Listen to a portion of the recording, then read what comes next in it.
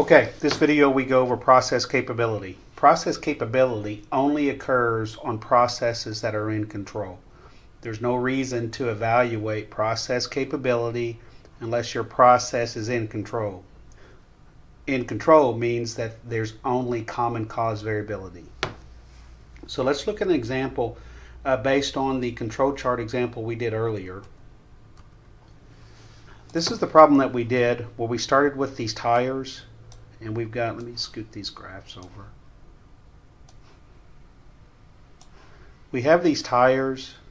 This is the sample average, sample range that we grabbed for 30 days in a row. And we calculated the control limits for the X bar and the R chart, and we plotted both of these. So this is an X bar chart.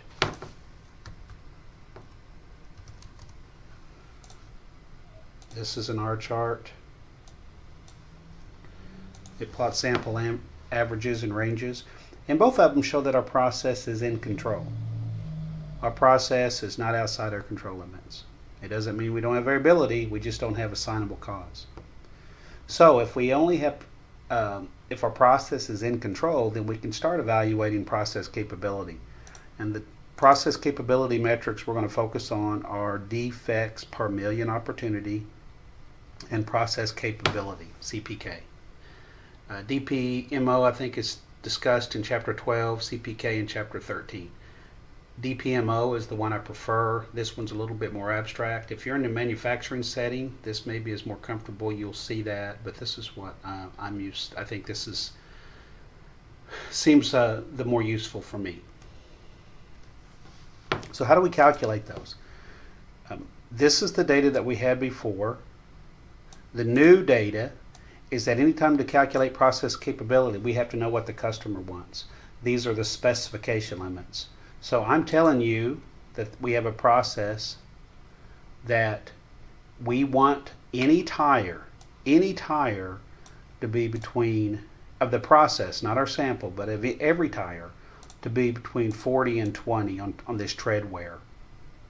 Anything bigger than 40 or less than 20 is considered bad. So even though our process is in control, which all that means is that we don't have assignable causes, now we start evaluating, does it meet customer needs? These are the customer needs. Here's our process mean, our sample mean from our X bar. It is our best estimate. It is our best estimate for our process mean. For our process standard deviation, we calculate by taking R bar divided by D2. R bar divided by D2.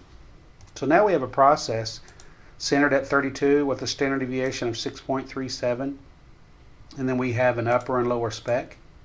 So we ought to be able to calculate the area to the right of the lower spec from this process, area to the left of the lower spec, and area to the right. Here's a picture of that. Here's the process mean at 32 and change, 31. There's the process standard deviation. That's this value. Here are my upper and lower and specs. So based on those, I can calculate the stuff that's bad. The bad is the shaded area, and the white is the good stuff. The white is the accepted stuff. The blue shaded area is stuff that's rejected. So my rejection area is 13%. Or how do I calculate what something is called the defects per million opportunities? Dpmo stands for defects per million opportunities. All it is, it takes the defect area multiplied times a million. And that means that if I produced 1 million things, that's how many defects I would have. So 132,000 bad things out of 1 million. That's pretty high. And it shows there also. So if I would produce 1 million, that's how many bad things I would produce. Another measure, it's just a different measure. It doesn't mean it's better or worse, but a different measure is CPK. CPK is the minimum of CPU and CPL. So it's the minimum of CPU and CPL. CPU is the upper spec limit minus the mean, the process mean. Upper spec minus the process mean, all divided by the denominator are 3 sigmas, 3 times the standard deviation. So that is my CPU. There's my CPL, which is equal to the mean minus the the lower spec divided by 3 sigmas.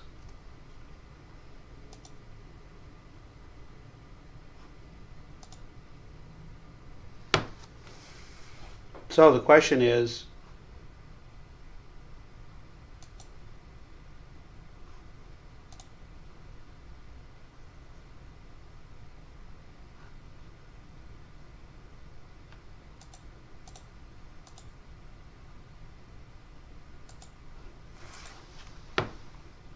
so CPK is the minimum of CPU and CPL. It's a number, it's a scalar, it's a constant. It doesn't have units of measure. CPU is the upper spec limit minus the process mean. Upper spec minus the process mean, that's in the numerator, divided by, notice it's in parentheses, 3 sigmas, 3 times the process standard deviation. CPL is equal to the process mean minus the lower spec, the process mean minus the lower spec. That's the numerator divided by 3 sigmas. And so CPK is the smaller of those two. The starting point for a good CPK is 1. Anything less than 1 is probably not a good process. So we have 2 measures of a bad quality.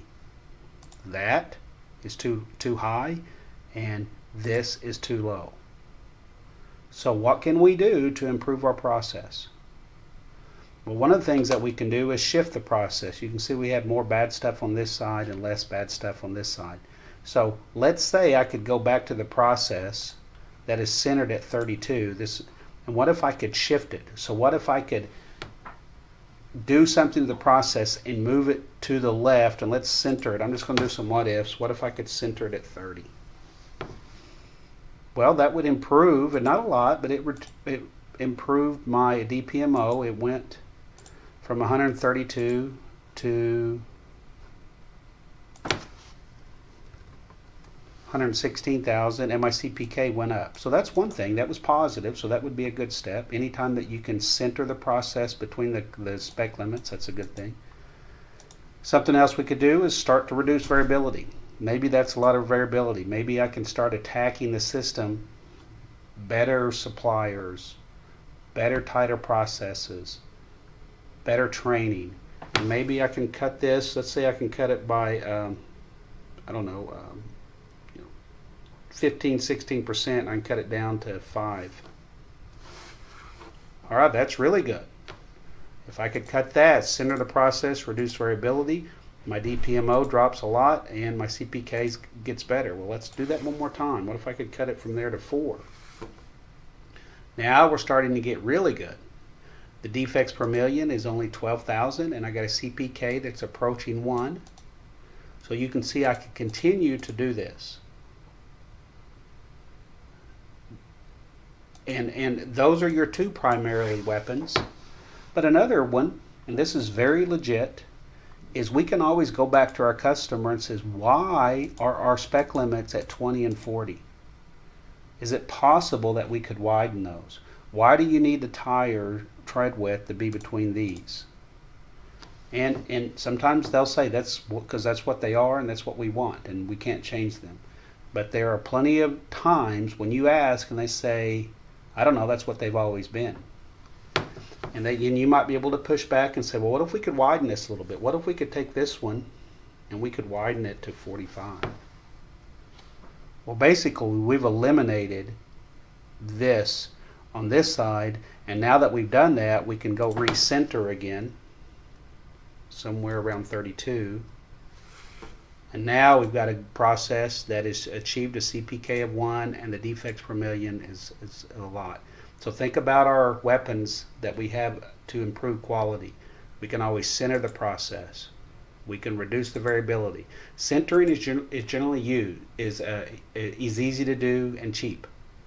Reducing process variability is expensive.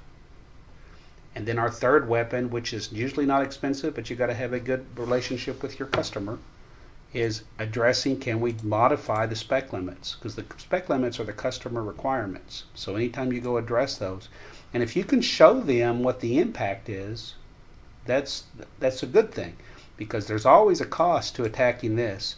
Sometimes it's better to do this. Okay, thanks.